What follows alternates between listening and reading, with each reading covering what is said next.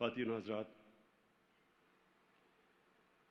یہ جو چھوٹی سی فلم، اس پہ ایک چیز آپ نے جو نوٹس کی ہوگی کہ 622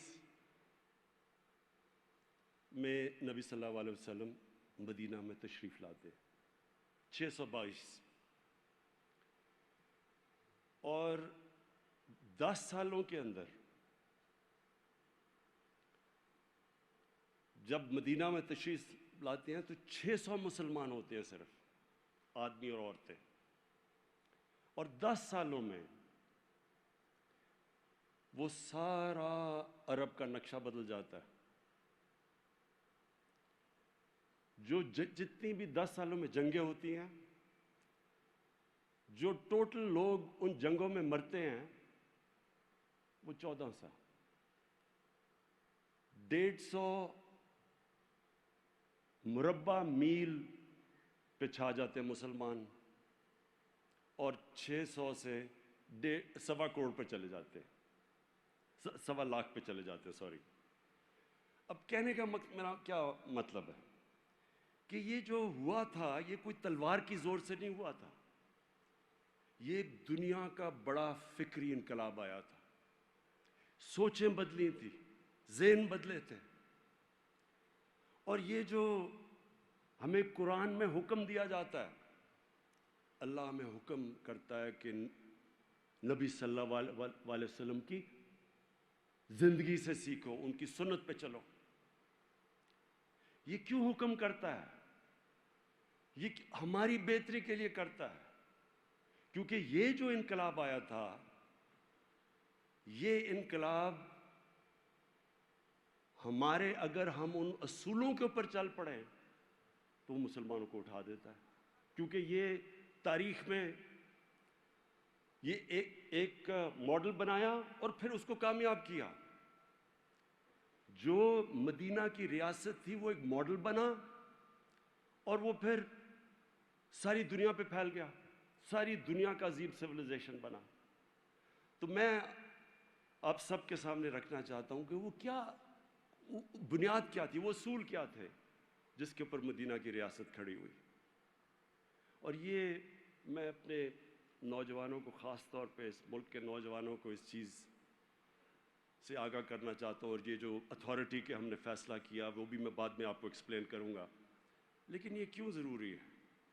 کیونکہ میں سمجھتا ہوں کہ ہمارے ملک میں سب کچھ اللہ نے دیا ہے، اس ملک میں کسی چیز کی کمی نہیں۔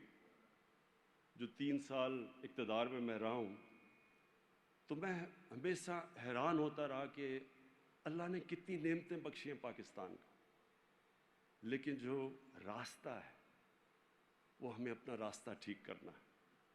اور میں اب سے نہیں، 25 سال پہلے جب میں نے اپنی پارٹی بنائی تھی تو ہم نے اپنا ویژن اپنی دیا تھا کہ مثالی اسلامی فلاحی ریاست، مطلب کہ مدینہ کی ریاست۔ یہ 25 سال پہلے ہماری ویژن تھی، ہمارا نصب العین تھا ایاک نعبد و ایاک نستعین۔ اور میں تب بھی اس نتیجے پہ پہنچ گیا تھا کہ اگر اس قوم نے ایک عظیم قوم بننا ہے تو اس کو وہ اصولوں پہ جانا پڑے گا۔ تو میں آپ کے سامنے وہ کیا اصول تھے کہ وہی لوگ، وہی عرب تھے، وہ آپ نے شروع میں نقشہ دیکھا، ایک طرف آدھی دنیا پرشین امپائر، آدھی دنیا رومن امپائر، تھوڑے سے عرب تھے بیچ میں، آپس میں قبیلے تھے، لڑتے تھے۔ تو وہ کیا ہوا کہ 622 سے لے کے 632 تک وہ کیا ہوا کہ وہ دو لوگ دنیا کی امامت کرنے شروع کر دیا، اور اگلے 20 سالوں کے اندر وہ موراکو سے لے کے تو ہندوستان تک پہنچ گئے، سینٹرل ایشیا تک پہنچ گئے۔ وہ کیا چیز تھی؟ اور یہ ہے، اگر ہم یہ سمجھ جائیں، یہ ہے جس سے انشاءاللہ ہمارا ملک ایک عظیم ملک بنے گا۔ اصول کیا تھے؟ تو میں آپ کے سامنے اصول رکھتا ہوں، اور میں کوئی اسلام کا اسکالر نہیں ہوں۔ انشاءاللہ یہ جو ہماری اتھارٹی بنے گی اس میں ہم ابھی سے بڑے بڑے انٹرنیشنل اور پاکستانی اسکالرز کو جمع کر رہے ہیں، اور ان کا کام ہے کہ یہ لوگوں تک لے کے جائے۔ لیکن میں نے اپنی جو تحقیقات کی میں آپ کے سامنے رکھتا ہوں۔ سب سے پہلے چیز نبی صلی اللہ علیہ وسلم نے کی، اچھے کو اچھا اور برے کو برا، اخلاقی معیار اٹھایا ایک معاشرے کا، انہوں نے مورالٹی معاشرے کی اٹھائی، جو اور مورالٹی بیسڈ یہ ہے کہ اچھے اور برے کی تمیز ہو، اور جو مورالٹی اٹھائی اس معاشرے کی، وہ بڑی دیر تک مسلمانوں کو دنیا کے اندر جب مسلمان دیکھتے تھے تو لوگ ان کو سمجھتے تھے کہ یہ وہ ایماندار، صداقت، سچے لوگ، امانت دار لوگ ہیں۔ آپ حیران ہوں گے کہ جب آپ اکاؤنٹس پڑھیں، جب کروسیڈز کا پہلا، یورپینز کا پہلا ٹاکرا ہوا عربوں کے ساتھ، تو وہ ساری رائٹنگز میں پڑھیں کہ وہ مسلمان ان کو سمجھتے تھے کہ بالکل وحشی ہیں، جنگلی ہیں، اور وہ جب دیکھتے تھے صلاح الدین ایوبی کے اوپر، جب باہر سے آپ کتابیں پڑھیں تو ان کے بڑا کیریکٹر بڑا اوپر تھا، مورل سٹینڈرڈز بہت اونچی تھی ان کی۔ تو سب سے پہلے اپنی انہوں نے پرسنالٹی سے معاشرے کی اخلاقیات اٹھا دی، اور جو اگلی چیز انہوں نے کی، انصاف کا نظام، عدل اور انصاف، رول آف لا۔ ان کی 2 حدیث ہیں، وہ اتنی امپورٹنٹ حدیثیں ہیں، انہی پہ اگر ایک معاشرہ عمل کر لے، ان 2 حدیث سے معاشرہ اٹھ سکتا ہے، کہ ایک کہ میری بیٹی بھی اگر جرم کرے گی اس کو سزا ملے گی، قانون سے اوپر کوئی نہیں، اور دوسری چیز کہ تمہارے سے پہلے بڑی قومیں تباہ ہوئیں جدھر طاقتور کے لیے ایک قانون اور کمزور کے لیے دوسرا قانون تھا، رول آف لا۔ لیکن رول آف لا صرف ایک وہ قوم دے سکتی ہے جس کی اخلاقیات اوپر ہوں، جس کی مورل سٹینڈرڈز ہوں، مورالٹی ہو جس میں۔ ہر کوئی قانون کی رول آف لا نہیں، قانون کی بالادستی نہیں قائم کر سکتا۔ آج آپ دنیا میں دیکھ لیں، دنیا بٹی ہوئی ہے، غریب ملک کون ہیں؟ بنانا ریپبلکس کس کو کہتے ہیں؟ جدھر قانون نہیں ہے، جدھر انصاف نہیں ہے۔ اور انصاف کا مطلب ہی ہوتا ہے کمزور کو انصاف چاہیے ہوتا ہے، طاقتور ہمیشہ کوشش کرتا ہے اپنے آپ کو اوپر رکھنے کی، اور کمزور جب ایک معاشرہ اس کو انصاف دیتا ہے تو وہ پھر اس معاشرے کا حصہ اور اس کو اون کرتا ہے، وہ اسٹیک ہولڈر بن جاتا ہے۔ اس لیے جو بھی ملک آگے بڑھے ہیں دنیا میں، تو یہ جو 2، ایک مورالٹی ان کی ہوتی ہے، ایک ان کے پاس کا انصاف ہوتا ہے۔ اور یہ میں اس لیے آپ کو کہہ رہا ہوں کہ ہماری جو اسٹرگل ہے اس پاکستان میں، وہ قانون کی بالادستی کی ہے۔ یہ ایک بیسک چیز ہے، جب کہ ایک معاشرہ جب رومنز بھی تھے تو وہ رومنز اپنے آپ کو دوسروں کو باربیرینز کہتے تھے۔ وہ باربیرینز کیوں کہتے تھے؟ کیونکہ رومن لا تھا، ان کے کوئی قوانین تھے، باقیوں کو ایک قانون نہیں تھا، might is right. Banana republic کا مطلب ہوتا ہے جس کی لاٹھی اس کی بھینس، وہاں طاقت کا زور ہوتا ہے، جنگل کا قانون ہوتا ہے۔ تو اس لیے یہ جو مدینہ کی ریاست کے بیسس کیا تھے؟ مورالٹی اور پھر قانون کی بالادستی، رول آف لا۔ تیسری چیز، فلاحی ریاست، دنیا کی تاریخ میں پہلی دفعہ ایک انسانیت کا نظام آیا، انہوں نے ایک ریاست بنائی جدھر ریاست نے ذمہ داری لی اپنے کمزور طبقے کی، یہ پہلی ویلفیئر اسٹیٹ بنی تھی دنیا میں، اور یہ اسٹیٹ نے انسانوں کو پھر نچلے طبقے کو اوپر اٹھا دیا۔ جب ایک ریاست لوگوں کی بنیادی ضروریات پوری کرتی ہے تو وہ لوگ بھی جڑ جاتے ہیں اسٹیٹ کے ساتھ۔ یہ جو انصاف اور یہ جو انسانیت ہے، اس کی وجہ سے ایک قوم مضبوط ہو جاتی ہے، لوگ اون کرتے ہیں اس قوم کو۔ آپ اگر بر صغیر کی تاریخ پڑھیں تو جب بھی فوجیں اوپر سے آتی تھیں تو وہ سیدھی وہاں پانی پات کی جنگ ہوتی تھی، اور جو جیت گیا اس کا ہندوستان، کیونکہ فیوڈل سسٹم تھا یہاں قانون کی حکمرانی نہیں تھی، طاقت کی حکمرانی تھی۔ فیوڈل سسٹم کا مطلب کہ جو اوپر بیٹھا ہوتا ہے وہ قانون سے اوپر ہوتا ہے۔ لیکن افغانستان جو ہے اور جو ہمارا قبائلی علاقہ، اس کے اندر ایک جوری سسٹم تھا جس کو جرگہ کہتے ہیں، لوگوں کو انصاف ملتا تھا۔ تو یہ آپ دیکھ لیں کہ سارا یہ علاقہ، انگریز ہوئے، روسی ہوئے، پھر امریکی ہوئے، جو برطانیہ میں نے جب فتح کیا ہوا تھا پورا ہندوستان، یہ جو قبائلی علاقہ تھا یہ مسلسل لڑتا رہا ان کے خلاف. وہ کیوں لڑے؟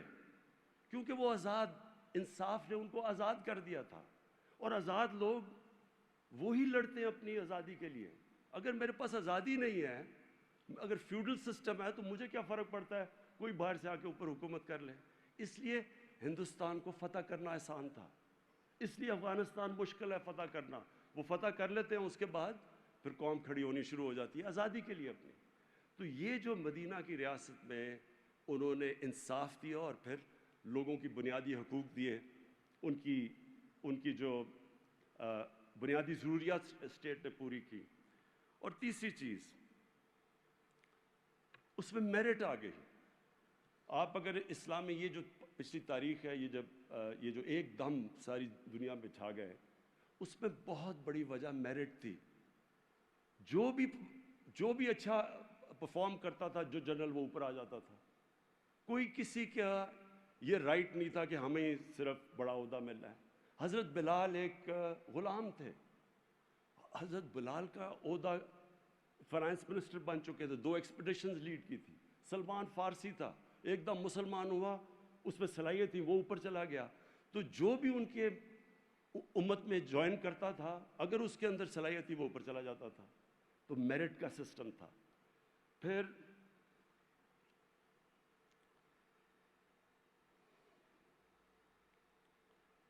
انہوں نے لیڈرز پروڈیوس کیے.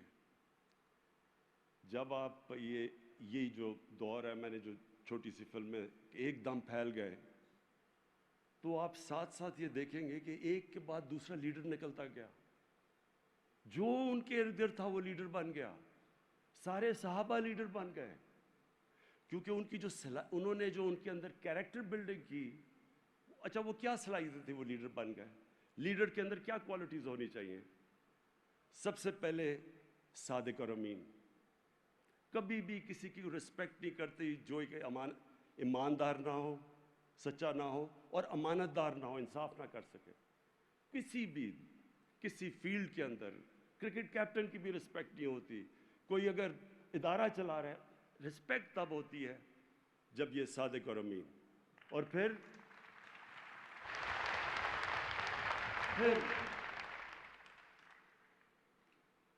لوگوں کے خوف، جو خوف ہے، یہ کبھی بزدل انسان لیڈر نہیں بن سکتا.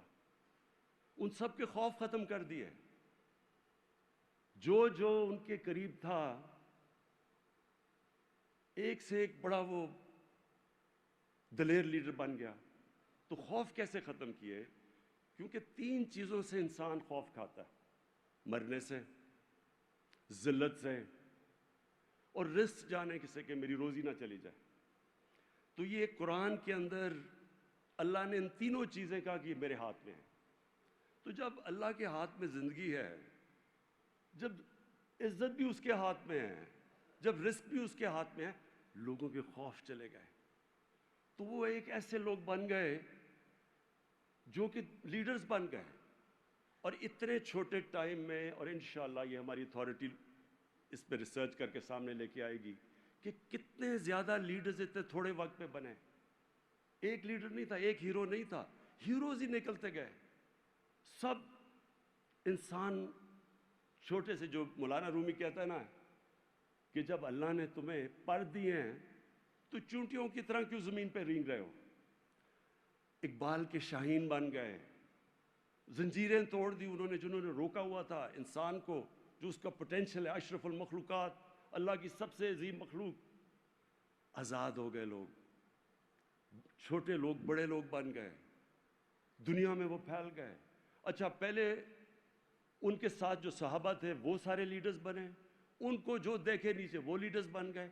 تو سارے مسلمان ملکوں کے اندر جو مسلمان جب پھیلے دنیا میں، تو اس میں سب سے بڑی کوالٹی لیڈرشپ تھی. پھر انہوں نے معاشرے میں کیا کیا؟ خواتین، اس سے پہلے عورتیں پراپرٹیز ہوتی تھی آدمی کی. انہوں نے پہلی دفعہ عورتوں کو پراپرٹیز میں رائٹس دے دیے، حقوق دے دیے. وہ حقوق جو یورپ میں کئی 100 سال بعد آئے، اس وقت انہوں نے عورتوں کو حقوق دے کے معاشرے کے اندر انہوں نے آخری خطبے میں کہا کہ عورت پہ بھی اتنے حقوق ہیں جو آدمی پہ ہیں اور آدمی پہ عورت پہ ہیں. پھر غلاموں کو انہوں نے جس طرح انہوں نے سٹیپس پہ غلاموں کو معاشرے کا حصہ بنایا، اس پہ کسی اور قوم کی یہ تاریخ میں یہ نہیں ہے، کوئی مثال نہیں ہے ایسی. یعنی انہوں نے جب کہا کہ اس کو اپنے فیملی ممبر کی طرح رکھو ایک غلام کو، تو وہ جو ان کے کہنے پہ، اور جو حضرت بلال کا جو مثال دی، مسلمان دنیا میں کئی صدیوں تک مسلم سلیو ڈینسٹیز آئیں. یہاں قطب الدین ایبک ایک غلام تھا جو کہ بادشاہ بن گیا. مملوکس تھے مصر کے اندر جو غلام تھے، اور غلام سے ان کی ڈینسٹی بن گئی. انہوں نے کئی سو سال حکومت کی وہاں. اور پھر جو مقام تھا، پھر جو عثمانیہ سلطنت تھی، جانصاری ان کی ایلیٹ فورس تھی، وہ ساری غلاموں کو انہوں نے اوپر لا کے ٹریننگ دے کے ان کو اوپر بٹھا دیا. سب سے ایلیٹ ان کی فائٹنگ فورس تھی. تو غلام کا مرتبہ ہی چینج کر دیا، ان کو انسان کی طرح رکھا، فیملی ممبرز کی طرح رکھا. یہ بہت بڑی اس سے نہ پہلے کبھی اس طرح ہوا تھا. اور اب آ کے مجھے افسوس سے کہنا پڑتا ہے کہ اب ہم مغرب میں دیکھتے ہیں تو وہ جس طرح کے اپنے نوکروں کو رکھتے ہیں اور ہم رکھتے ہیں، وہ مجھے کئی دفعہ بہت شرم آتی ہے. پھر بوڑھوں کی عزت، پہلی دفعہ پینشنز مدینہ کی ریاست میں شروع کی گئی تھی کہ بوڑھوں کی ذمہ داری لی ریاست نے، کمزوروں کی، بوڑھوں کی، بیواؤں کی، یتیموں کی. یہ ایک انسانیت کا نظام کھڑا کیا. تو جب آپ دیکھیں دنیا میں اپنی تاریخ دیکھیں تو کون تھے وہ جو ہماری ہندوستان کی تاریخ دیکھ لیں، جتنے بڑے بڑے صوفی تھے یہ سب عاشق رسول تھے. جتنے بڑے نام تھے، ہمارے بابا فرید گنج شکر، داتا صاحب، نظام الدین اولیاء، یہ سارے بڑے، معین الدین چشتی، یہ بڑے بڑے صوفی، یہ سارے عاشق رسول تھے. اور عاشق رسول ہوتے ہوئے ان کے قدموں پہ چل پہ ان کے کتنا مقام بن گیا. آج بھی ان کے مزاروں کے اوپر لاکھوں لوگ آتے ہیں، ان کو پیار کرتے ہیں، آج بھی ان سے کرتے ہیں. تو اس کی وجہ یہ ہے کہ جو بھی ان کے قدموں پہ چلے گا، جو بھی چلا وہ اوپر آ گیا. اچھا، اب اور پھر انہوں نے کہا چائنا بھی جانا پڑے علم حاصل کرنے کے لیے تو جاؤ. جب سے پیدا ہوتے ہو جب تک قبر میں جاؤ علم حاصل کرو. اور اس کی وجہ سے جو پھر ایک انقلاب آیا، علم کا انقلاب آیا. مسلمان سائنٹسٹ بنے ٹاپ ہر چیز کے اندر. ایک جو بغداد سینٹر بن گیا دنیا کی لرننگ کا، وہ جو بیت الحکمہ تھا، ہاؤس آف وزڈم، ساری دنیا سے کتابیں لائی، ٹرانسلیٹ کی، نالج سینٹر بن گیا. ایسی مسلمان دنیا میں کورڈوبا میں، مسلم اسپین میں ایک لائبریری تھی جس میں ساری یورپ سے زیادہ کتابیں تھیں. تو سینٹر آف لرننگ بن گئے مسلمان. لیکن جو سب سے امپورٹنٹ چیز میں کہنا چاہتا ہوں وہ یہ کہ دیکھیں، ہم غلطی کرتے ہیں کئی دفعہ. ہم کہتے ہیں ہمارے پیغمبر رحمت العالمین، اللہ نے ان کو خطاب دیا تھا، سب انسانوں کے لیے رحمت بن کے آئے تھے. اس کا کیا مطلب ہے؟ اس کا مطلب یہ ہے کہ جو انسان ان کی سنت پہ چلے گا وہ اوپر چلا جائے گا. یہ بڑا امپورٹنٹ سمجھنے کے لیے بات ہے، کیونکہ اس پہ اقبال نے بڑا زبردست شکوہ اور جواب شکوہ لکھا تھا. مقصد یہ ایک دفعہ شکوہ کہ دیکھیں ہم کدھر تھے اور ہم کدھر پہنچ گئے ہیں. تو جو اقبال نے جواب شکوہ میں لکھا تھا کہ جن چیزوں کی وجہ سے ہم اوپر آئے تھے، جب ہم ان سے نیچے گئے تو ہم نیچے آ گئے. اور جو ملک جن کو ہم کافر سمجھتے ہیں، جب وہ ان کی سنت کے اوپر چلنا شروع کریں گے، وہی اصول جو مدینہ کے ہیں، جو کیریکٹر کے، وہ اوپر آ جائیں گے. کیونکہ رحمت العالمین ہے، جو ان کے قدموں پہ چلے گا وہ اوپر آ جائے گا. اور اس پہ بڑی آپ آج کی ذرا میں مثالیں دینا چاہتا ہوں کہ دیکھیں جو ہم ملک جن کو کہتے ہیں کہ وہ اس مسلمان نہیں ہیں، ذرا میں صرف آپ کو مثالیں دینا چاہتا ہوں اپنی زندگی سے. میں پہلی دفعہ جب برطانیہ گیا تو میں حیران ہو گیا وہاں دیکھ کے. مجھے تو کبھی ہمیں تو پتہ ہی نہیں تھا فلاحی ریاست کیا ہوتی ہے.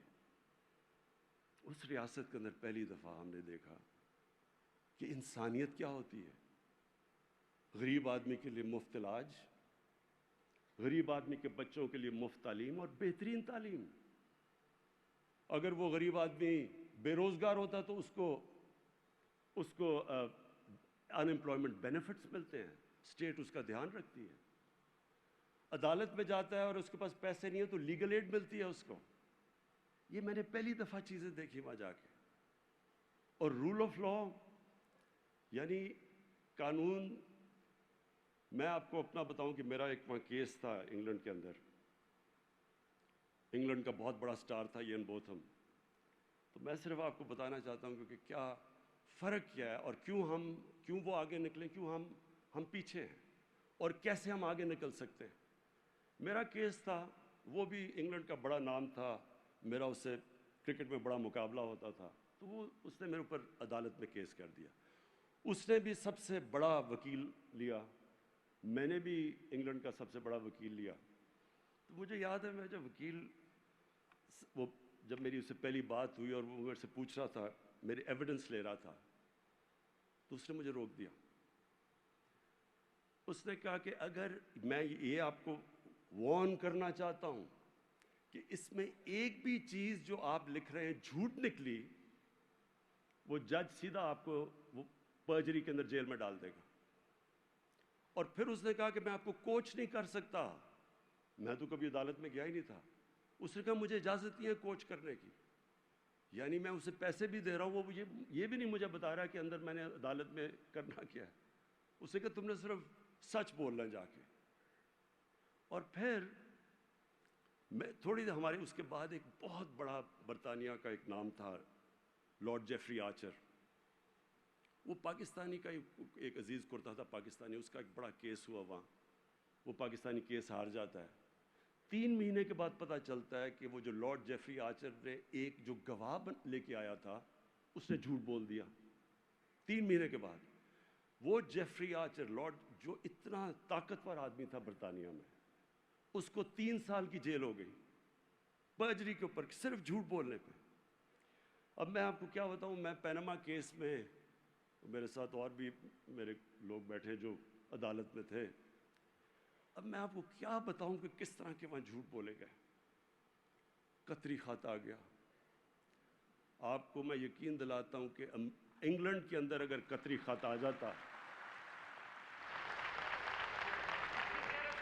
سیدھا ہی اگر وہ خط آ جاتا تو اسی وقت کیس رکنا تھا اور اس نے جیل میں ڈال دینا تھا اس کو. پھر جی کلبری فونٹ آ گئی. وہ کلبری فونٹ 2007 میں آتی ہے، وہ 2006 میں کانٹریکٹ دکھا دیتے ہیں، ابھی وہ فونٹ آئی نہیں ہوتی. اس کے اوپر کوئی ایکشن نہیں لیا جاتا. یہ اوتھ کے اوپر جھوٹ بولا جا رہا ہے. جس طرح جھوٹی گواہیاں ہوتی ہیں یہاں، یعنی وہاں کا عدالتی نظام اور یہاں کا زمین آسمان کا فرق ہے. اور میں تب سمجھا کہ آپ کے پاس مورل اتھارٹی ہونی چاہیے انصاف کرنے کے لیے. اگر آپ کے پاس مورل اتھارٹی، آپ انصاف نہیں کر سکتے. کسی کی جرت نہیں ہے وہاں. ادھر کا پارلیمنٹری نظام، اب پارلیمنٹری نظام جو ہے ہم نے بھی انہی کا اپنایا ہوا ہے، ہمارا ویسٹ منسٹر ماڈل ہے. اب وہاں کا پارلیمنٹ، کیونکہ میری 20 سال گزرے وہاں، تو وہاں کا جو پارلیمنٹری نظام ہے جس کے اوپر ان کی ساری پارلیمنٹری ڈیموکریسی چلتی ہے، وہ ہے ہی اگر آپ کے پاس اخلاقیت. اگر آپ کے پاس اخلاقیت کا معیار ہے تو وہ ڈیموکریسی کامیاب ہو سکتی ہے، نہیں تو وہ نہیں چلتی. اور اسی لیے برطانیہ کی پارلیمنٹری ڈیموکریسی چلی نہیں ہے سوائے برطانیہ کے اور اینگلو سیکسن ملک میں. کینیڈا میں چل گئی، آسٹریلیا، نیوزی لینڈ کے علاوہ ساری جگہ پہ وہ بندر بانٹ بن جاتی ہے. کیونکہ اس کے لیے ایک بڑا آپ کو مورل سٹینڈرڈ چاہیے ہوتے ہیں اس ڈیموکریسی کے لیے. وہاں کبھی کوئی تصور بھی نہیں کر سکتا کہ جناب ووٹ بکے گا. وہاں کوئی چھانگا مانگا جیسی اور وہ جو بند کر کے یا مری میں بند کر کے بھیڑ بکریوں کی طرح کبھی لوگ نیلام نہیں ہوتے. ادھر کوئی سوچ نہیں سکتا. یہ سب کو پتہ ہے سینٹ کے اندر الیکشن میں پیسہ چلتا ہے. وہاں کوئی تصور بھی نہیں کر سکتا یہ. وہاں اگر کسی کے اوپر کنوکشن ہو جائے یا چلے اس کے اوپر الزام لگ جائے کہ اس نے پبلک کے پیسے کی چوری کی ہے، وہ پارلیمنٹ تو چھوڑے، وہ کسی میڈیا میں اپنی شکل نہیں دکھا سکتا. تو دیکھیں، یہ میں آپ کو صرف سمجھانے کی کوشش کر رہا ہوں کہ ہمارے پاس اللہ نے سب کچھ دیا ہے، لیکن وہ جب آج جو ہمارا سارا پروگرام اور آج جو ہم سیلیبریٹ کر رہے ہیں 12 ربیع الاول، ہماری کوشش ہونی چاہیے کہ ان کی طرف پہلے سنت سیکھے تو صحیح. جو اللہ نے وعدہ کیا ہے کہ جو ان کی سنت پہ چلے گا وہ اوپر چلا جائے گا، اس لیے تو وہ رول ماڈل ہیں. میں نے اپنی ذرا ڈیموکریسی دیکھتا ہوں، اپنی جو اخلاقیات وہ دیکھتا ہوں، اور میں یہ سمجھتا ہوں کہ یہ ہماری سب سے بڑی جنگ ہے اس ملک کی. جب تک ہم اپنے ملک کے اندر یہ قانون کی بالادستی قائم نہیں کرتے، جب تک ہم یہ جنگ نہیں جیتتے، نہ یا ملک میں صحیح جمہوریت آنے لگی ہے، نہ یا ملک میں خوشحالی آنے لگی ہے. آپ جو ہمارا سب سے بڑا اساس ہے، کیونکہ میں پہلی 18 سال کا گیا تھا جب باہر، تو میرا سب سے زیادہ واسطہ اوورسیز پاکستانی سے. یہ جو بھی نجم شراز آیا تھا یہ بھی باہر اوورسیز پاکستانی ہے. سب سے زیادہ میرا ان سے واسطہ ہے، کیونکہ میں پہلے کرکٹ کی وجہ سے ان سب کو میری ملاقات رہتی تھی ان سے. اور اس کے بعد جب میں شوکت خانم کے لیے پیسے اکٹھے کیے، بڑے پیسے اکٹھے کرنے تو سب سے زیادہ مدد میری اوورسیز پاکستانیز نے کی. تو میرا ان سے رابطہ سب سے زیادہ تھا. میں ہمیشہ یہ دیکھا وہ بیچارے محنت کرتے تھے، پاکستان میں نوکریاں نہیں ملتی تھیں، یا ہمارا میرٹ کا سسٹم نہیں تھا، قابل لوگ ہوتے تھے باہر جاتے تھے، محنت کرتے تھے، کام کرتے تھے، لیکن ہمیشہ ذہن میں ہوتا تھا کہ جب میں پیسے بنا لوں میں واپس پاکستان جاؤں گا. سارا وقت وہ یہ سوچتے تھے کہ ایک دن میں پاکستان واپس، جب میرے پیسے آ جائیں گے میں پاکستان چلا جاؤں گا. اور وہ پھر کیونکہ میں اتنی دیر وہاں ان سے 50 سال سے، تو میں نے ان کو دیکھی، ان کی ساری سٹیجز دیکھی. وقت آ گیا، پیسے بھی بنا لیے، بچے کوئی 12-13 سال 15 سال کے ہو گئے، پاکستان آ گئے. پاکستان میں بزنس شروع کی، پہلا فراڈ ہوا، دوسرا فراڈ ہوا، واپس بینکرپٹ ہو کے واپس چلے گئے. بچے وہ پاکستان میں ایڈجسٹ نہ ہو سکے تو وہ ترستے ہی رہ جاتے تھے. ہم جاتے تھے، وہ پاکستانی کمیونٹی بنی ہوتی تھی، پاکستانی گانے سنتے تھے، پاکستانی کی یادیں آتی تھی، لیکن پاکستان واپس کیوں نہیں آ سکتے تھے؟ کیونکہ ان کو عادت پڑ جاتی تھی ایک بہتر مورالٹی کی سوسائٹی میں، ایک قانون جدھر رول آف لا ہے اس کی عادت پڑ جاتی تھی. ان کو بزنس ادھر کرتے تھے، محنت کرتے تھے، لیکن کامیاب جب ہوتے تھے تو وہ اس سوسائٹی میں ہوتے تھے جدھر وہ، اگر آپ محنت کرتے ہیں آپ کو پھل ملتا ہے. تو جب وہ واپس آتے تھے اس سوسائٹی میں وہ ایڈجسٹ نہیں ہو سکتے تھے. اب سوچیں 90 لاکھ پاکستانی باہر بیٹھے، اگر ان میں سے صرف 30-40 ہزار ہی پاکستان میں آ کے انویسٹمنٹ کر دیں، ہمیں کوئی IMF کی ضرورت نہ پڑے، اتنا ان کے پاس پیسہ ہے.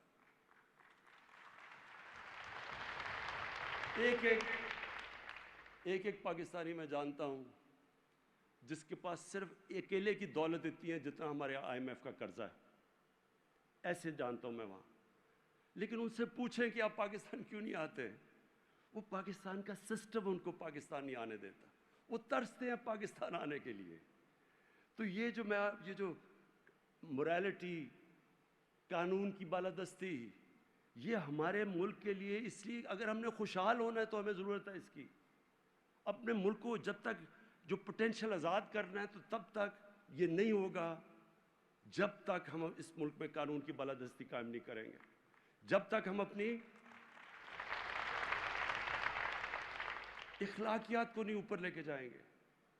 اور یہ اللہ نے جب رحمت العالمین کا خطاب دیا تو انہوں نے کہا کہ جو ان کے راستے پہ چلے گا وہ اوپر چلا جائے گا. آپ دیکھ لیں، آپ برطانیہ کے اندر ایک بڑا زبردست ایک سیکنڈ ورلڈ وار میں ایک انسیڈنٹ ہے کہ ہٹلر کی فوجیں سارا یورپ فتح کر لیا، انہوں نے سارا یورپ فتح ہو گیا. اب وہ انتظار کر رہی ہیں برطانیہ میں آنے کے لیے، صرف راستے میں سمندر ہے، بمباری ہو رہی ہے، بلٹس ہو رہی ہے، ایک بلڈنگ نہیں کھڑی لندن کی، تباہ ہو رہی ہیں بلڈنگ. تو لوگ خوف زدہ ہو کے ان کے پرائم منسٹر ونسٹن چرچل کے پاس پہنچتے اور کہتے ہیں کہ پرائم منسٹر صاحب کیا ہم بچ جائیں گے؟ کیا ہم قوم بچ جائے گی؟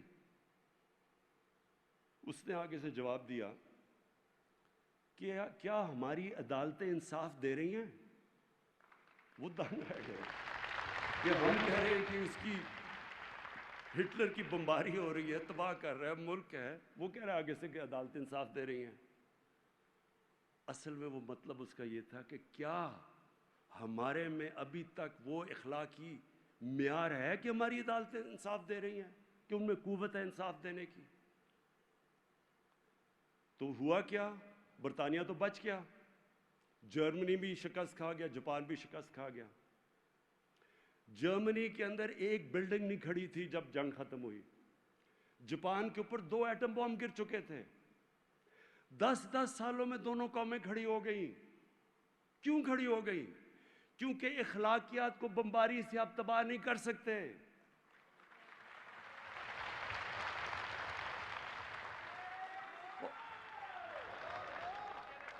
جو اور دوسری طرف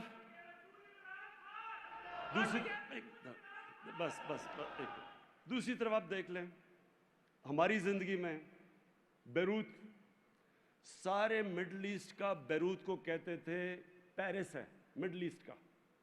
ہم نے اپنی زندگی میں سارے یہاں سے بھی سوچتے تھے جی بیروت جانا ہے، وہ اتنی زبردست جگہ.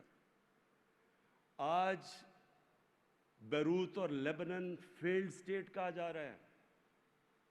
آج ان کی اکثریت غربت کی لکیر سے نیچے چلی گئی ہے. کیا وجہ ہے؟ وجہ دیکھنی ہے تو وہ جو لوگ سڑکوں پہ نکلے ہوئے وہ کیا کہہ رہے ہیں کہ ہماری گورنمنٹ کرپٹ ہے. ہماری گورنمنٹ کرپٹ ہے یہ کیوں کہہ رہے ہیں؟ کیونکہ وہاں جو طاقتور ہے وہ قانون سے اوپر ہے، وہ پیسے بنا رہا ہے، اس کو ان کا قانون کا نظام نہیں پکڑ سکتا. اور وہی ملک جو سب سے خوشحال علاقہ تھا، جس کی ساری مڈل ایسٹ سے لوگ چھٹیاں منانے جاتے تھے، وہ آج ایک فیلڈ سٹیٹ بنا ہوا ہے. ساری جس طرح میں پھر سے جو بنانا ریپبلک ہوتی ہے وہ وسائل کی کمی سے نہیں ہوتی. ایک غریب قوم وہ اس لیے ہوتی ہے وہاں قانون نہیں ہوتا، انصاف نہیں ہوتا. جو یہ فیکٹ آئی پینل کی رپورٹ ہے، اور یہ میں پھر سے بار بار دہراتا ہوں، یہ ضرور سمجھ لیں، یہ ہمارے لیے یہ غور کرنے کی، غور و فکر کرنے کی ہے. یہ fact I panel United nations کے سیکرٹری جنرل نے ایک بڑے ماہروں کی پینل بنائی. اس سے پوچھا بتاؤ یہ غربت کیوں بڑھتی جا رہی ہے ان ملکوں میں، ڈیولپنگ ورلڈ میں، اور امیر اور غریب ملک میں فاصلے کیوں بڑھتے جا رہے ہیں؟ تو انہوں نے سال لگا کے رپورٹ تیار کی، اور اس رپورٹ میں وہ یہ کہتے ہیں کہ ہر سال ہماری طرح کے، پاکستان کی طرح کے ملک جن کے ملک میں رول آف لا نہیں ہے، طاقتور کو قانون کے نیچے لانے کی ان کی مورالٹی، مورل سٹرینتھ نہیں ہے، ان کے پاس وہ اخلاقیات نہیں ہے کہ طاقتور کو قانون کے نیچے لانے کے لیے ان کے قانون کے نظام میں ادھر سے 1,000 ارب ڈالر ہر سال چوری ہو کے، منی لانڈر ہو کے آف شور اکاؤنٹس میں جاتا ہے، اور لندن اور بڑے بڑے شہروں کے اندر جا کے پراپرٹیز لی جاتی ہیں.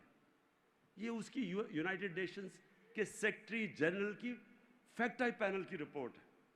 تو مطلب یہ ہے کہ جب یہ سارے ملک، اگر ان کے ملکوں کے اندر انصاف کا نظام نہیں ہوگا، خوشحالی نہیں آئے گی.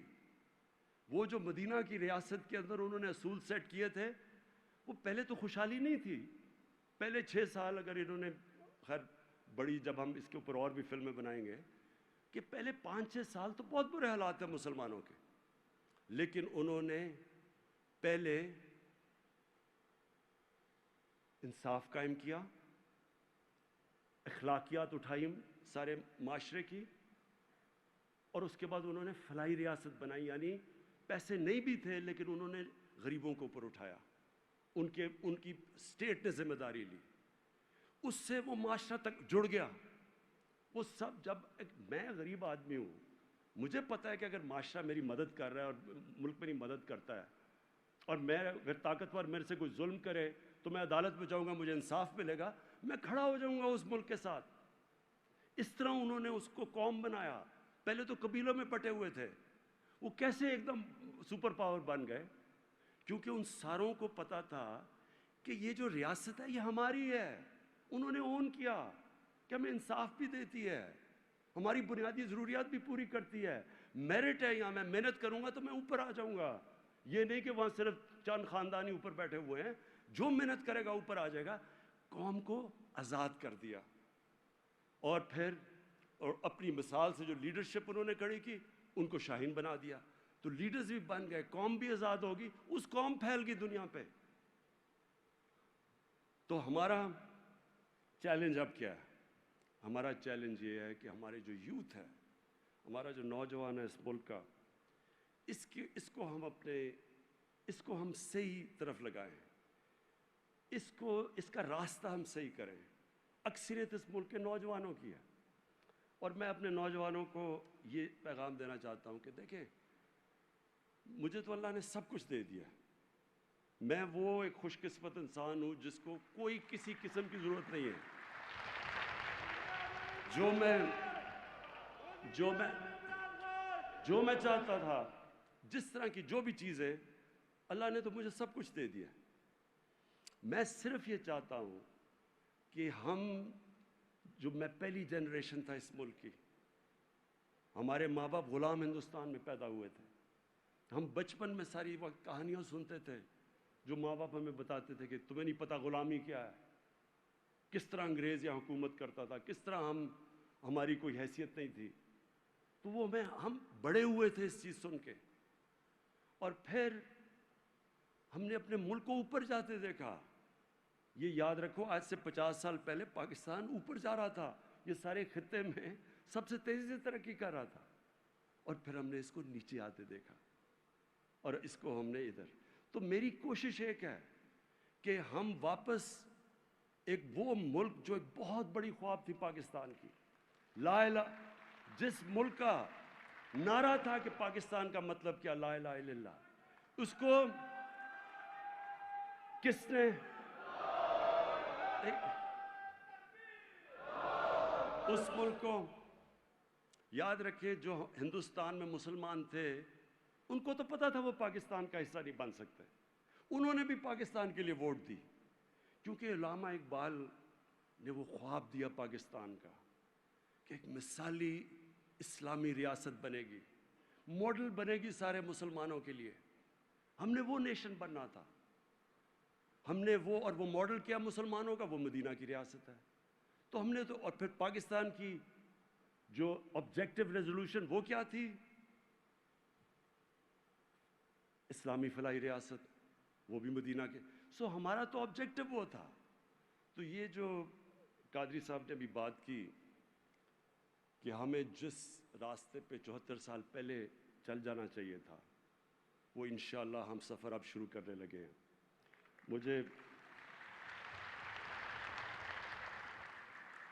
قادری صاحب نے کہا, مجھے کہتے ہیں کہ میں جب لوگوں کو کہتا ہوں کہ دیکھیں پرائم منسٹر چاہتا ہے کہ مدینہ کی ریاست کے طرز پہ پاکستان کو بنایا جائے, تو کہتے وہ آگے سے کہتے ہیں خود تو سارے مزے کر کے اب ہمیں لگا دیا مدینہ کی ریاست کے اوپر.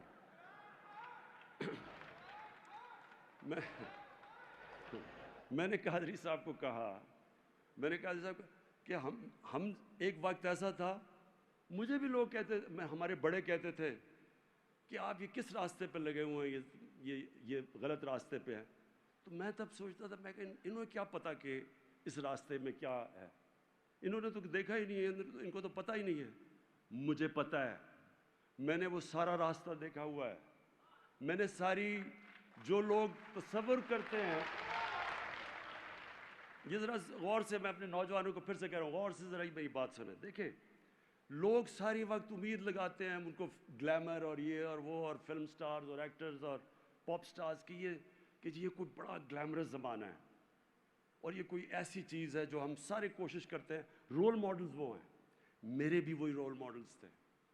ہم جب HSN کالج سے نکلے تو مجھے تو یہ چیزیں پتہ نہیں تھی اپنے نبی صلی اللہ علیہ وسلم کی. مجھے تو کوئی مدینہ کی ریاست کی صحیح معنی میں سمجھ ہی نہیں تھی. مجھے تو ان کی پوری طرح زندگی کے اندازہ نہیں تھا.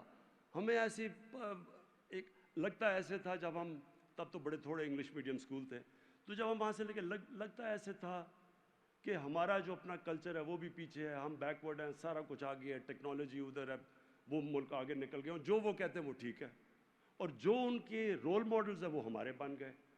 تو ہم ان رول ماڈلز کے پیچھے ہم سب فالو کرتے رہے, اور رول ماڈلز بنتے رہتے ہیں انسان کے. میں پہلے میرے اپنے 2 کزنس تھے, وہ رول ماڈلز تھے, کرکٹرز تھے دونوں. پھر جیسے جیسے آگے گیا پھر اسپورٹس مین, پھر پاپ اسٹار وغیرہ. تو مجھے تو موقع ملا اس ساری زندگی کو اندر سے دیکھنے کا.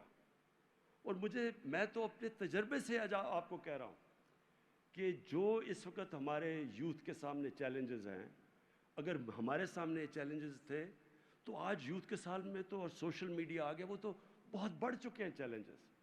اور میں اس نتیجے پہ ہوں کہ ہم جب تک واپس نہیں جائیں گے, وہ جو ہمیں ان اصولوں کے اوپر نہیں جائیں گے, ہمارا معاشرہ اوپر نہیں آ سکتا, بلکہ بڑے خطرے میں ہے.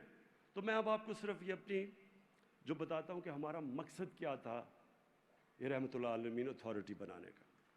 اس کا مقصد کیا تھا؟ اس کا سب سے بڑا مقصد پھر سے یہی ہے کہ ان کی زندگی کو, اپنی نوجوانوں کو, ان کو ہم تیار کریں, ان کو سمجھائیں. دیکھیں ایک چیز یاد رکھ لیں کہ دین کے اندر کوئی زبردستی نہیں ہے. اب دین میں کوئی زبردستی نہیں ہے. اب آپ کسی کو زبردستی دین کی طرف نہیں لا سکتے, اور اللہ نے قرآن میں یہ واضح کر دیا. ہم راستہ دکھا سکتے ہیں. ہم ایک معاشرہ اپنے بچوں کو 2 راستے کے, آپ کے سامنے 2 راستے ہیں. نماز میں ہم وہ دو ہی راستے ہیں نا, ہم اللہ کو کہتے ہیں وہ راستہ دے جس پہ تو نے نعمتیں بخشی, دوسرے راستے پہ نہیں جدھر تباہی کا راستہ ہے. ہم کم از کم اپنے بچوں کو بتا تو سکتے ہیں کہ اس راستے پہ چلو گے تو یہ ہوگا, اس راستے پہ چلو گے تو یہ ہوگا. یہ تو ہم کر سکتے ہیں. باقی پھر اللہ سے دعا کرتے ہیں کہ اللہ ان کو سیدھے راستے پہ لگا دے. تو یہ جو اتھارٹی کا مقصد یہ ہے, اس میں جو گورنمنٹ کرے گی, میں پہلے اپنا گورنمنٹ بتا دوں جو ہماری کوشش ہے. نمبر 1, میں پھر سے آپ کو کہتا ہوں کہ میں جب تک زندہ ہوں اس ملک میں انصاف اور قانون کی بالادستی کی جنگ میں لڑوں گا, رول آف لاء کے لیے لڑتا رہوں گا.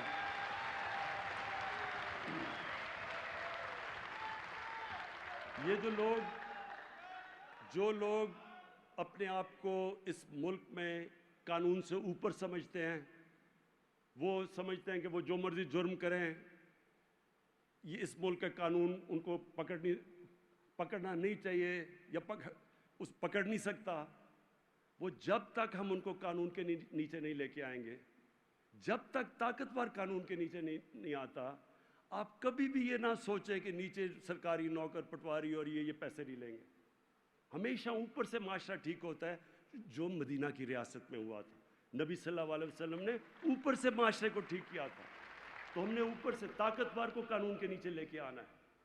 جو ان کی پھر سے کہ بڑی قومیں برباد ہوئی تمہارے سے پہلے, جیسے طاقتور کے لیے ایک قانون اور کمزور کے لیے دوسرا تھا. قوم کبھی بھی ساری جتنے یہ غریب ملک ہیں, ہر ملک کا یہی مسئلہ ہے. ہر غریب ملک کا مسئلہ یہ ہے کہ ان کی ایلیٹ نے پیسہ سارا باہر رکھا ہوا ہے, ان کے بھی آف شور اکاؤنٹس ہیں, ان کے بھی بڑے بڑے مغربی کیپٹلز میں بڑی بڑی پراپرٹیز ہیں. تو یہ تو جنگ لڑیں گے. اور دوسرا فلاحی ریاست, وہ انشاءاللہ اس کے اوپر پورے ہم لگے ہوئے ہیں. میں یہ آج کل کے جو مشکل دور ہے, مہنگائی ہے, باہر سے ساری قیمتیں, کرونا کی وجہ سے انفلیشن آئی ہوئی ہے, قیمتیں مہنگی ہیں.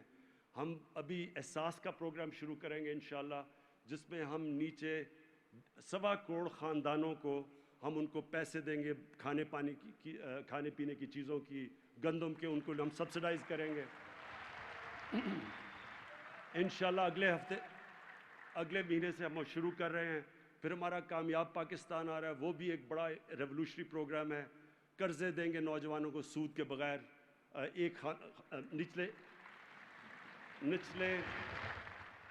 نچلے انشاءاللہ 1.25 کروڑ خاندانوں کو ایک خاندان کے اندر پہلے گھر بنانے کے لیے مائکرو کریڈٹ دیں گے.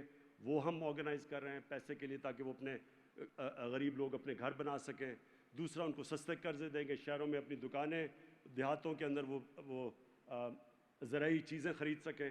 اور تیسرا سب کو پختونخوا میں سب کو ہم ہیلتھ کارڈز دے کے بیٹھے ہیں. مارچ تک پنجاب میں سب لوگوں کو ہیلتھ کارڈ مل جائیں گے کہ ایک غریب گھرانے کے اندر 10 لاکھ روپیہ ہر خاندان کے پاس ہو, کسی بھی ہسپتال میں اپنا جا کے علاج کروا سکے. تو انشاءاللہ یہ ہماری کوشش ہے. لیکن جو اتھارٹی کرے گی, جو خطرہ ہمیں ہے, وہ خطرہ سب سے زیادہ اپنے نوجوانوں کے, جو اس ملک میں بڑی تیزی سے سیکس کرائم بڑھ رہی ہے. یہ بہت بڑا خطرہ ہے معاشرے میں. اور میں آپ کو یہ بتا دوں کہ یہ میں نے خود دیکھا برطانیہ میں. جب میں شروع میں گیا تو 14 کے اندر ہر 14 شادیوں میں 1 طلاق ہوتی تھی. اس وقت نیا وہاں شروع ہوا تھا sex, drugs and rock and roll. یہ ایک نیا کلچر شروع ہوا تھا. فحاشی عام ہو گئی, وہاں پہلے ایسے نہیں ہوتا تھا. آہستہ آہستہ انہوں نے اپنے معاشرے کے اندر جس طرح فلمیں ان کی بدلنی شروع ہوئیں, ٹی وی کے اوپر آنا شروع ہوا, وہ چیز جو پہلے نہیں آتی تھی, ان کے معاشرے کے اندر سب سے پہلے امپیکٹ پڑا شادی کے اوپر, خاندانی نظام کے اوپر.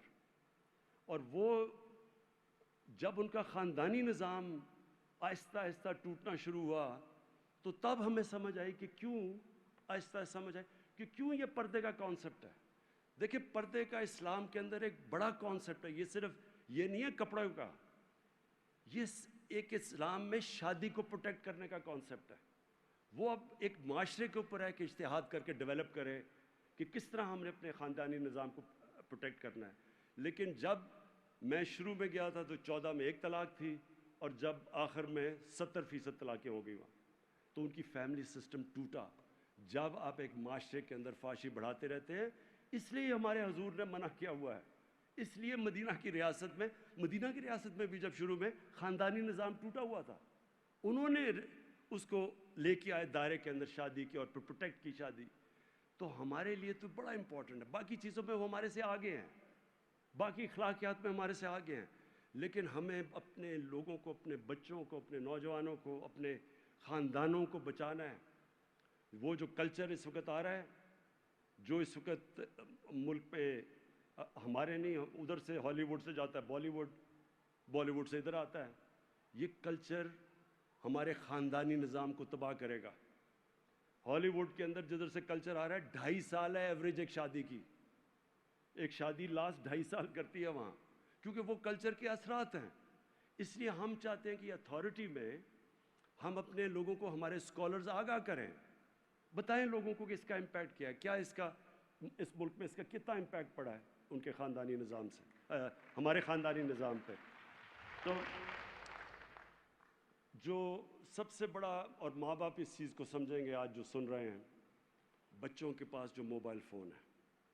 اب دیکھیں, انسانی تاریخ میں کبھی بھی بچوں کے پاس ایک ایسی چیز موبائل فون جس کے اوپر ہر قسم کی انفارمیشن ہے, کبھی انسانی تاریخ میں اس طرح کی انفارمیشن بچوں کے پاس نہیں ہے. اس کا طریقہ ہم کوئی زبردستی نہیں کر سکتے, ہم موبائل فون نہیں لے سکتے, ہم سوشل میڈیا نہیں بند کر سکتے, اور جس تیزی سے آگے بڑھ رہی ہے. لیکن ہم کم از کم اپنے بچوں کی تربیت کر سکتے ہیں. ہم ان کو بتا سکتے ہیں, ہم ان کو بتا سکتے ہیں کہ یہ جو کلچر آپ کے سامنے آ رہا ہے, اس کے بڑے برے اثرات ہوں گے آپ کے اوپر, اس کے اوپر کیا اثرات ہوں گے. تو یہ اتھارٹی کا, تو میں اتھارٹی کے اوپر آتا ہوں. نمبر 1 چیئرمین, ہماری جو چیئرمین ہوں گے رحمۃ اللہ عالمین اکیڈمی کے, وہ ایک اسکالر ہوں گے جنہوں نے سیرت کے اوپر کتابیں لکھی ہوں گی, پیپرز لکھے ہوں گے, ان کو ایڈمنسٹریٹو ایکسپیرینس ہوگا, ان کے انٹرنیشنل کنیکشنز ہوں گے. کیونکہ کوشش یہ ہوگی, اور میں اچھے ابھی اسکالر سے ملا بھی ہوں, کوشش یہ ہوگی کہ وہ بڑا زبردست کام دنیا میں ہو رہا ہے, بڑے بڑے اسکالرز پاکستان کے باہر زبردست کام کر رہے ہیں. تو یہ اتھارٹی کوآرڈینیٹ کرے گی دنیا میں ہماری جتنے بھی ریسرچ ہو رہی ہے, جو ڈیولپ کر رہے ہیں ہم اسلامک تھنکنگ اور سیرت نبی, تو तो उन सारों को ये कोऑर्डिनेट करेगा चेयरमैन। नंबर 2, स्कूल्स के अंदर हमने स्कूल्स के अंदर 8, 9 और 10 क्लास में एक सीरत नबी का एक कोर्स शुरू किया, और ये स्कूलों के अंदर मॉनिटर किया जाएगा।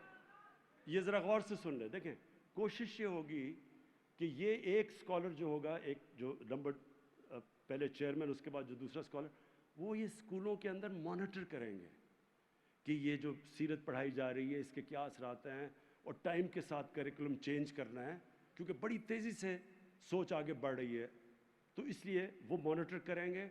और उसके बाद एक तीसरा, मीडिया में एक स्कॉलर होंगे जो मीडिया को संभालेंगे। और मीडिया के अंदर क्या होगा, सबसे पहले तो बच्चों के अंदर जो इंडोक्ट्रिनेशन होती है कार्टून से, जो कार्टून है वो बिल्कुल एक बच्चों को एक मुख्तलिफ कल्चर बता रहा होता है। उसके अंदर माँ बाप की इज़्ज़त नहीं होती, उसके अंदर बड़ों की इज़्ज़त नहीं होती, वो बिल्कुल मुख्तलिफ कल्चर है। हमें अपने कल्चर के मुताबिक कार्टून्स बनाएंगे, बच्चों को एक अल्टरनेट बताएंगे कि वो हमारा कल्चर क्या है। तो वो सेकेंडली वो एक स्कूल्स में वो उनका काम होगा। और फिर जो मीडिया का जो मीडिया के स्कॉलर होंगे, उनका ये भी काम होगा कि मीडिया के अंदर अच्छे जो मज़मून, सीरत के ऊपर मज़मून लिखवाएं, मॉनिटर करें, प्रोग्राम्स करें टेलीविज़न के ऊपर, वो प्रोग्राम्स हों जो कि एक जो हमारा कल्चर है वो सामने लेके आएँ, वो नहीं जो कि बाहर का कल्चर है। तो जिस तरह मैंने जाके प्रेसिडेंट अर्दोगान से रिक्वेस्ट करके ये जो अर्तुगरुल प्ले, जो ये टीवी के ऊपर सीरियल है, वो लेके आया। वो इसलिए कि मैंने जब शुरू में बात की मीडिया के लोगों से और प्रोड्यूसर से, तो उन्होंने कहा कि यहाँ देखते ही नहीं कोई, अगर आप ये जो हिंदुस्तान का कंटेंट है उस तरह का नहीं लेके आया तो लोग देखते ही नहीं है।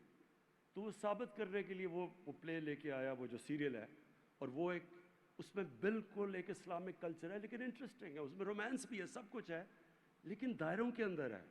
तो वो लोग देखते हैं, फैमिलीज़ बैठ के देखती हैं। मुझे इतनी कॉलें आई लोगों से कि जी हम फैमिली बैठ के अब टीवी नहीं देख सकते, वहाँ इस तरह की चीज़ें हैं देहात के अंदर, ख़ास तौर पे कंजर्वेटिव फैमिलीज़ हैं हमारी। तो इसलिए ये जो मीडिया के अंदर एक अल्टरनेटिव हम लोगों को चॉइसेस देंगे कि आप देख सकें, हम रोक तो कुछ नहीं सकते, लेकिन हम उनको चॉइस देंगे। फिर एक इंटरनेशनल सेल इसमें होगा। अब होता क्या है कि हमारे नबी सल्लल्लाहु अलैहि वसल्लम की शान में गुस्ताखी हो जाती है। वो रिएक्शन क्या होता है कि हम आके अपने मुल्क में तोड़ फोड़ शुरू कर देते हैं, उससे फ़र्क कुछ नहीं, उनको तो फ़र्क कुछ नहीं पड़ता। और होता क्या है कि वो बल्कि वहाँ वो और ज़्यादा ये चीज़ इस्लामोफोबिया को आगे बढ़ाते हैं, कहते हुए कि देखें जी यहाँ तो फ्रीडम ऑफ एक्सप्रेशन नहीं है, ये तो लोग बड़े तंग नज़र हैं। तो इसलिए ये जो होगा, ये हम स्कॉलर्स के साथ इंटरनेशनल, ये जो इंटरनेशनल सेल होगा, ये बाकियों से टाइप करके फिर एक बड़ा इंटेलेक्चुअल, एक सोच समझ के हमारा रिस्पांस जाएगा, जो कि यूएन को भी जाएगा, जो बड़े इदारों को भी जाएगा, ताकि वो सारों को पता चले कि असल में क्यों मुसलमान शोर मचाता है। उनको क्या पता कि हम कितना इश्क करते हैं अपने नबी से। तो हम कम से कम उनको बताएं, कोई सोच, एक सेल बैठे जो कि उनकी ज़बान में, जो मगरबी उनकी कल्चर की ज़बान में उनको एक्सप्लेन कर सके, जो अभी तक हम नहीं कर सके। और फिर यूनिवर्सिटीज़ के अंदर रिसर्च करवाएंगे। अब देखें, किसी ने कभी रिसर्च, मैंने तो नहीं पढ़ी, कितनी दफ़ा यूनिवर्सिटीज़ में रिसर्च हुई है कि ये जो फिनोमेना था कि 624 जंग बदर, 636, 624 में 313, 636, 11 सालों के बाद रोमन्स हार जाते हैं यारमुक में, पूरा यानी सुपर पावर, और अगले साल पर्शिया दूसरी सुपर पावर घुटने टेक देती है। तो ये क्या हुआ था? क्यों नहीं इस फिनोमेना के ऊपर रिसर्च होती, किताबें होती, ये यूनिवर्सिटीज़ के अंदर डिबेट्स क्यों नहीं होती?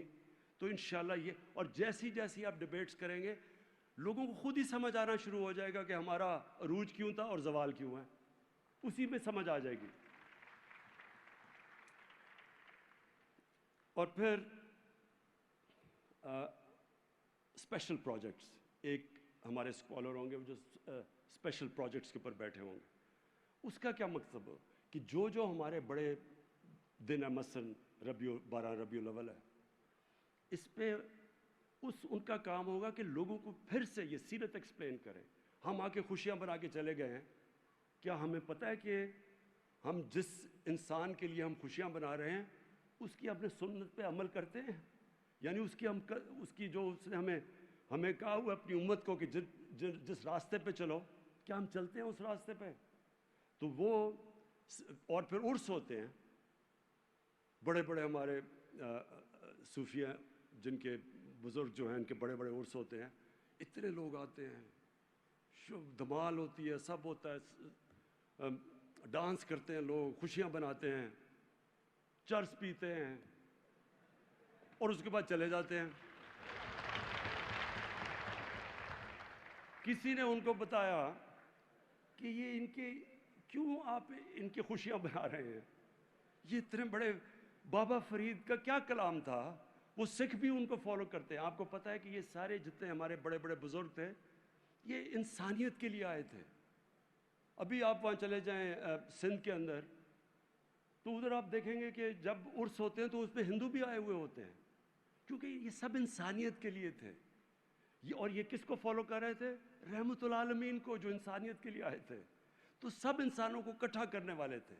ये इस्लाम प्यार का दीन था। ये जब उर्स पे जब जाएं तो कम से कम उससे पहले हम बताएं तो सही कि हमारा दीन तो प्यार का दीन है। ये तकसीम करना, कभी बंदूक के नोक के ऊपर करना, ये हमारा दीन नहीं है। तो इसलिए एक स्पेशल प्रोजेक्ट हमने सोचा कि उसके ऊपर हो, जो कि जितने भी हमारे रिलीजियस फेस्टिवल्स हों उसके पीछे बताएं तो सही कि हम क्यों ये सेलिब्रेट कर रहे हैं। और लास्टली फिर स्कॉलरशिप्स, हमने अभी तक रब्बुल आलमीन के रहमतुल आलमीन की नाम पे स्कॉलरशिप्स दिए हैं, और इन स्कॉलरशिप्स में एक फिर यहाँ बैठ के जो हमारी अथॉरिटी में होगा, उसका काम ये होगा कि देखें कि क्या पहले तो स्कॉलरशिप्स मेरिट पे जा रही हैं, ऑनलाइन पूरे कंप्लेंट्स, जिन स्कॉलरशिप जो भी लेंगे उनके कोई भी कंप्लेंट्स हैं, मसले आ रहे हैं, कोई ऐसे स्टूडेंट्स होंगे जो काबिल लोग होंगे, पढ़ रहे हैं, यानी किसी सब्जेक्ट में भी पढ़ रहे हैं और उनके पास पैसे ख़त्म हो जाते हैं, वो यहाँ ऑनलाइन हमें कांटेक्ट करेंगे। मकसद इसका ये होगा कि हम सर्विस करेंगे काबिल लोगों को रहमतुल आलमीन स्कॉलरशिप्स के नाम पे, ताकि वो हमें कांटेक्ट कर सके। इधर से वो करेंगे, इधर से सारा सेंट्रलाइज्ड डेटाबेस इसका बनेगा, और इंशाल्लाह ये फिर इसको एक्सपैंड करते रहेंगे। मैं आखिर में मैं सिर्फ एक चीज़ कहना चाहता हूँ कि देखें, मेरी कोशिश ये है कि मेरा जो नौजवान है पाकिस्तान का, उसको ये जो अल्लाह ने इतना अजीम मुल्क दिया है और उन लोगों को पूरी तरह अंदाज़ा नहीं है, सब कुछ दिया है, मैं सिर्फ ये चाहता हूँ कि मेरी तरह वो ये चले, और रोल मॉडल्स तो होते हैं, रोल मॉडल्स तो हर इंसान के होते हैं, लेकिन उनका नंबर 1 रोल मॉडल मेरे नबी सल्लल्लाहु अलैहि वसल्लम बन जाए।